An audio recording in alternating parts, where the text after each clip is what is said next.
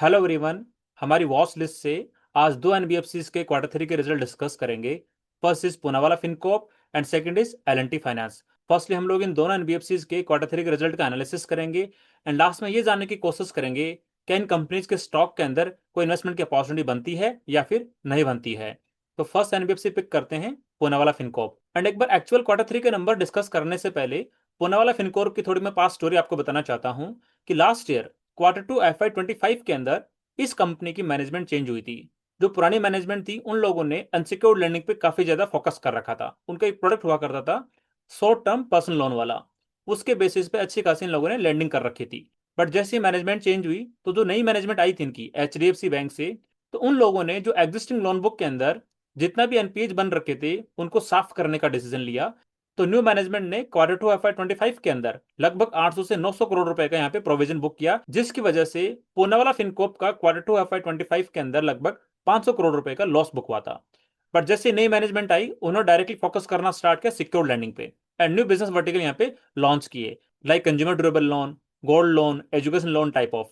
उसके साथ में ही नई मैनेजमेंट ने अपना रेपिडली ब्रांच एक्सपेंशन करना स्टार्ट किया एंड साथ में ही अपनी लोन बुक को भी अच्छे से ग्रोथ करना स्टार्ट किया। एंड उसके बाद में मैनेजमेंट की तरफ से ग्रोथ गाइडेंस था कि नेक्स्ट 3 से 4 साल तक हम लोग इजीली 35 से 40% से हमारी लोन बुक यहाँ पे ग्रोथ कर सकते हैं। ये ओल्ड स्टोरी मैंने आपको इसलिए बताई है बिकॉज मैं फर्स्ट टाइम पूनावाला फिनकॉर्प को यहाँ पे कवर कर रहा हूँ, बिकॉज क्वार्टर टू FY 25 के अंदर पूनावाला फिनकॉर्प की जो एसेट क्वालिटी बहुत ज्यादा खराब हो गई थी एंड लगभग इनके ग्रोथ एनपीए 2.5% से ऊपर चले गए थे। बट उसके बाद में जो नई मैनेजमेंट आई थी उन्होंने यहाँ पे अच्छे से इंप्रूवमेंट दिखाना स्टार्ट किया एंड जो ग्रोथ गाइडेंस मैंने आपसे डिस्कस किया है उसको अच्छे से एग्जीक्यूट करना स्टार्ट किया।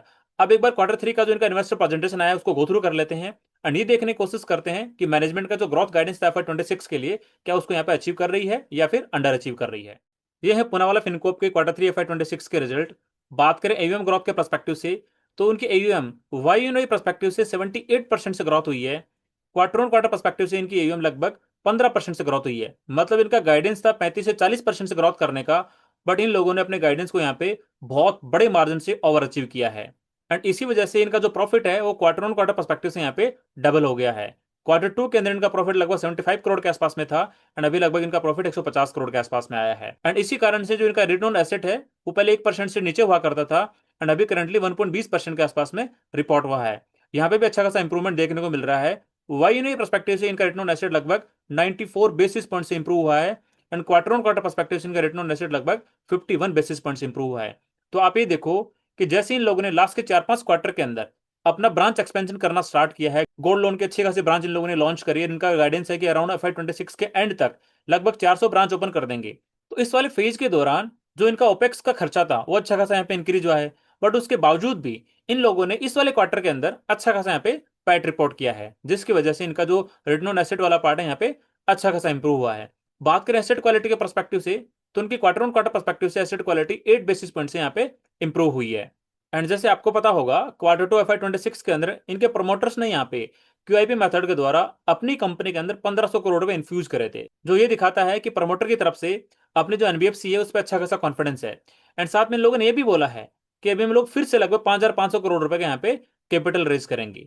मतलब ये एनबीएफसी यहाँ पे बहुत रैपिडली अपना लोन बुक यहाँ पे ग्रोथ कराना चाह रही है। एंड अगेन इन लोगों ने अपना जो यहाँ पे ग्रोथ गाइडेंस है उसको रिट्रेट किया है कि 35 से 40% से हम लोग हमारा लोन बुक यहाँ पे ग्रोथ करेंगे। एंड यहाँ पे इन लोगों ने ये भी मेंशन किया है कि जो उनके नए बिजनेस वर्टिकल लोगों ने लॉन्च करे थे, like gold loan, consumer durable loan, commercial vehicle loan, education loan, उसका भी यहाँ पे अपना बिजनेस अपडेट यहाँ पे मेंशन किया है। तो यहाँ पे आप देख पा रहे होंगे कि गोल्ड लोन का 400 ब्रांच ओपन करने के लिए ऑन द ट्रैक जा रहे हैं। एंड बात करें कंज्यूमर ड्यूरेबल के परस्पेक्टिव से तो अराउंड 10,500 डीलर्स के साथ में लोगों ने ऑलरेडी अपना फुटप्रिंट इंक्रीज कर लिया है। एंड बात करें कॉमर्शियल व्हीकल लोन के परस्पेक्टिव से तो अराउंड 55 लोकेशन पे इन लोगों ने अपनी ब्रांचेज यहाँ पे एक्सपेंड कर ली हैं। एंड बात करें एजुकेशन लोन के परस्पेक्टिव से तो इन लोगों ने अपनी अच्छी खासी टीम बिठा ली है एंड लगभग ये टारगेट कर रहे हैं भाई मार्च 2026 तक ये 25 से 50 लोकेशन तक अपना एजुकेशन लोन के यहाँ पे ब्रांचेज एक्सपेंड कर लेंगे। एंड साथ में यहाँ पे देखो ये भी मेंशन किया है कि जो इनके न्यू बिजनेस वर्टिकल हैं, like PL prime loan, gold loan, consumer durable loan, commercial vehicle loan, education loan and shopkeeper loan, इन सब बिजनेस वर्टिकल्स की तरफ से जो टोटल कंट्रीब्यूशन है न्यू लोन डिसबर्समेंट में वो लगभग 20% के आसपास में है। एंड यहाँ पे आप देख पा रहे होंगे कि लास्ट ईयर दिसंबर क्वार्टर के अंदर इनकी लोन बुक अराउंड 31,000 करोड़ रुपए के आसपास में थी एंड इस साल दिसंबर के क्वार्टर में लगभग 55,000 करोड़ रुपए के आसपास की हो गई है। मतलब consistently quarter on quarter in लोगों ने अपने लोन बुक को बहुत अच्छे रेट से ग्रोथ कराया है। एंड बात करें एसेट क्वालिटी के परस्पेक्टिव से तो यहाँ पे आप देख पा रहे होंगे कि इनके जो ग्रोस एनपीए है वो कंसिस्टेंटली यहाँ पे इंप्रूव हो रहे हैं। लास्ट ईयर Q3 FY25 के अंदर इनका ग्रोस एनपीए था 1.9% एंड वो इंप्रूव होते होते करंटली 1.5% के आसपास में है। एंड लास्ट क्वार्टर के अंदर इनका ग्रोस एनपीए 1.6% था। उसके कंपैरिजन में भी यहाँ पे इंप्रूवमेंट देखने को मिल रहा है।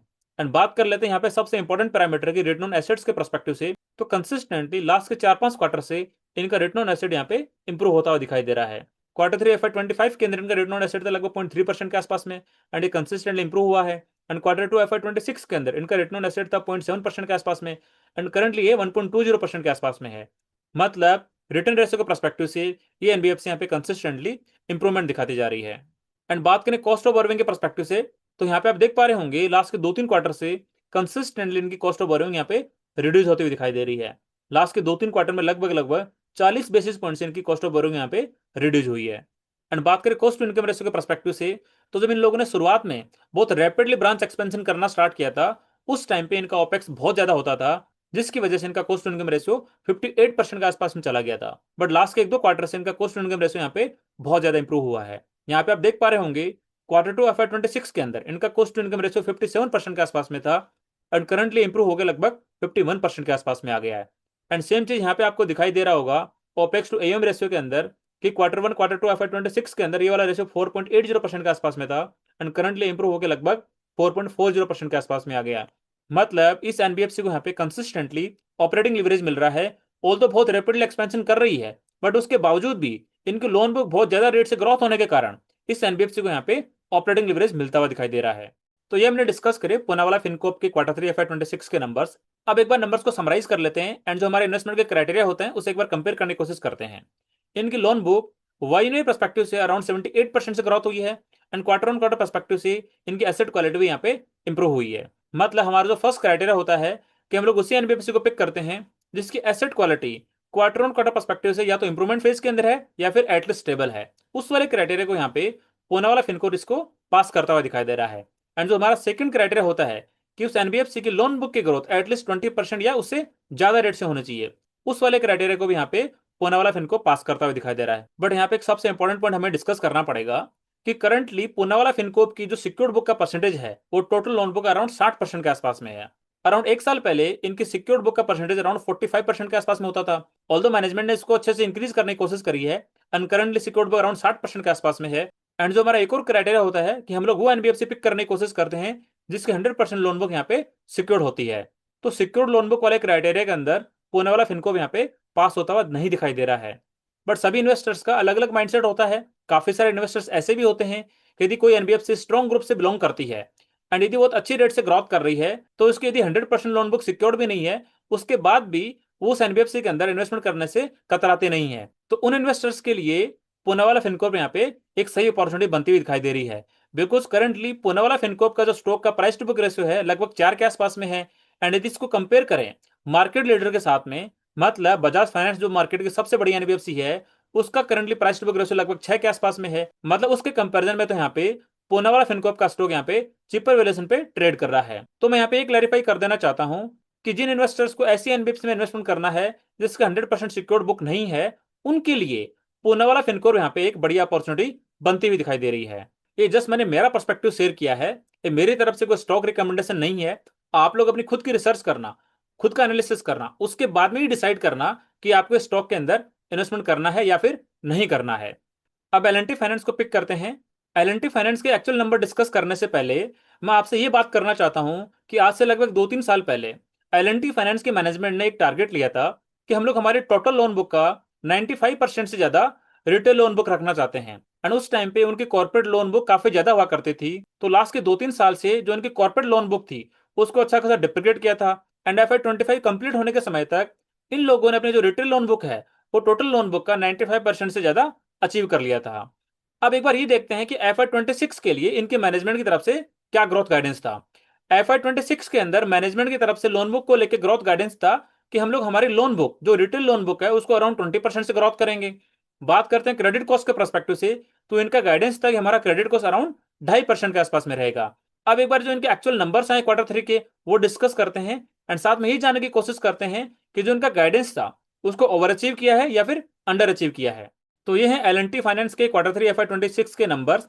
यहाँ पे एक बार बात करें रिटेल लोन बुक के ग्रोथ के परस्पेक्टिव से, तो उनकी retail loan book Y perspective से लगभग 21% से ग्रोथ हुई है and quarter on quarter perspective से लगभग 7% से ग्रोथ हुई है। एंड बात करें इनके कंसोलिडेटेड प्रॉफिट अमाउंट के परस्पेक्टिव से, तो वाई परस्पेक्टिव से इनका प्रॉफिट लगभग 18% से ग्रोथ हुआ है and quarter on quarter perspective से लगभग 1% से ग्रोथ हुआ है। एंड बात करें इनकी रिटर्न रेशियोज के परस्पेक्टिव से, उसके अंदर फर्स्ट रिटर्न ऑन एसेट की बात करते हैं, तो क्वार्टर 3 FY26 के अंदर इनका रिटर्न ऑन एसेट आया 2.31% के आसपास में।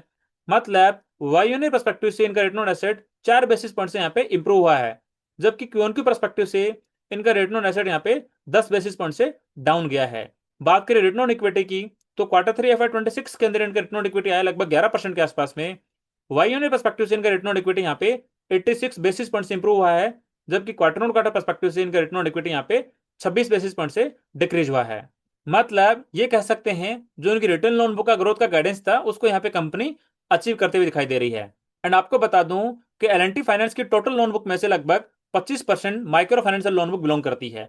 तो यहाँ पे ये देखना पड़ेगा कि लास्ट के 3-4 क्वार्टर से माइक्रो फाइनेंस वाले सेगमेंट के अंदर बहुत ज्यादा टर्बुलेंस देखने को मिला था, बट लास्ट वाले क्वार्टर से एल फाइनेंस ने अपने जो माइक्रो फाइनेंशियल लोन बुक है उसमें ग्रोथ कराना स्टार्ट कर दिया था। अब ये देखते हैं कि क्वार्टर 3 FY26 के अंदर जो इनका फ्रेश डिसबर्समेंट हो रहा है वो किस रेट से ग्रोथ कर रहा है एंड जो इनकी माइक्रो फाइनेंस वाली बुक है वो किस रेट से ग्रोथ कर रही है। तो फर्स्ट इनका जो रिटेल डिसबर्समेंट हुआ है उसके बारे में डिस्कस करते हैं। एल फाइनेंस ने वाई परस्पेक्टिव से 49% से अपना रिटेल डिसबर्समेंट इंक्रीज किया है। इसको यदि सारे पार्ट में यदि ब्रेक करने की कोशिश करें एंड स्पेसिफिकली बात करें इनके माइक्रो फाइनेंस वाले बुक के परस्पेक्टिव से, जिनको एल फाइनेंस यहाँ पे रूरल बिजनेस फाइनेंस से दिखाती है, उसके अंदर वाई परस्पेक्टिव से लगभग 47% से डिसबर्समेंट इंक्रीज हुआ है। एंड बात करें क्वार्टर ऑन क्वार्टर परस्पेक्टिव से, तो इनका माइक्रो फाइनेंस वाली बुक के अंदर 7% से इनका डिसबर्समेंट इंक्रीज हुआ है। बात कर लेते हैं फार्मर फाइनेंस के परस्पेक्टिव से, मतलब जो फार्मर इक्विपमेंट यहाँ पे लोन मिलता है उसके परस्पेक्टिव से जो एक सिक्योर लैंडिंग होती है फार्मर्स को, तो उसके अंदर वाई परस्पेक्टिव लगभग 12% से ग्रोथ हुई है। एंड बात कर लेते हैं अर्बन फाइनेंस के परस्पेक्टिव से, तो उसके अंदर भी वाई परस्पेक्टिव से यहाँ पे 48% की ग्रोथ हुई है। एंड बात कर लेते हैं एसएमई फाइनेंस के परस्पेक्टिव से, तो उसके अंदर भी वाई परस्पेक्टिव से यहाँ पे 24% की ग्रोथ हुई है। एंड एल फाइनेंस ने यहाँ पे एक नया बिजनेस वर्टिकल स्टार्ट किया है, गोल्ड फाइनेंस वाला, बिकॉज जैसे आपको पता होगा कि गोल्ड के प्राइसेस बहुत ज्यादा इन्फ्लेट कर गए हैं, जिसकी वजह से मैक्सिमम एनबीएफसी गोल्ड फाइनेंस के अंदर अपना फुटप्रिंट इंक्रीज कर रही है। तो एल फाइनेंस ने भी यहाँ पे क्वार्टर ऑन क्वार्टर परस्पेक्टिव से गोल्ड लोन के अंदर रिटेल डिसबर्समेंट को 43% से यहाँ पे इंक्रीज किया है। तो इनके रिटेल डिसबर्समेंट के नंबर देख के ये लग रहा है कि मानता हूं अब तक इनकी लोन बुक अराउंड 20% से ग्रोथ करी है, बट आगे आने वाले अपकमिंग क्वार्टर्स के अंदर इनकी लोन बुक अराउंड अराउंड 25 से 30% से ग्रोथ कर सकती है, बिकॉज इनका जो फ्रेश डिसबर्समेंट का नंबर है बहुत अच्छे रेट से ग्रोथ कर रहा है। अब बात कर लेते हैं सेगमेंट वाइज इनकी लोन बुक ग्रोथ के परस्पेक्टिव से, तो यहाँ पे आप देख पा रहे होंगे कि इनकी जो अर्बन फाइनेंस की लोन बुक है लगभग 26% से ग्रोथ हुई है।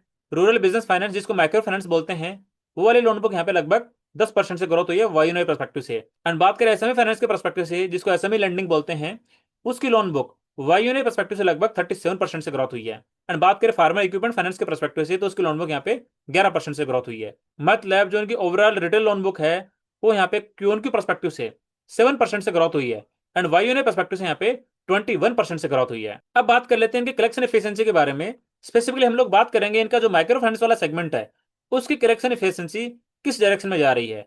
तो यहाँ पे आप देख पा रहे होंगे कि FY25 के अंदर जो अक्टूबर का महीना था, मतलब अक्टूबर 2024 का महीना था, उस टाइम से इनका माइक्रो फाइनेंस के अंदर बहुत ज्यादा इशू होना स्टार्ट हो गया था।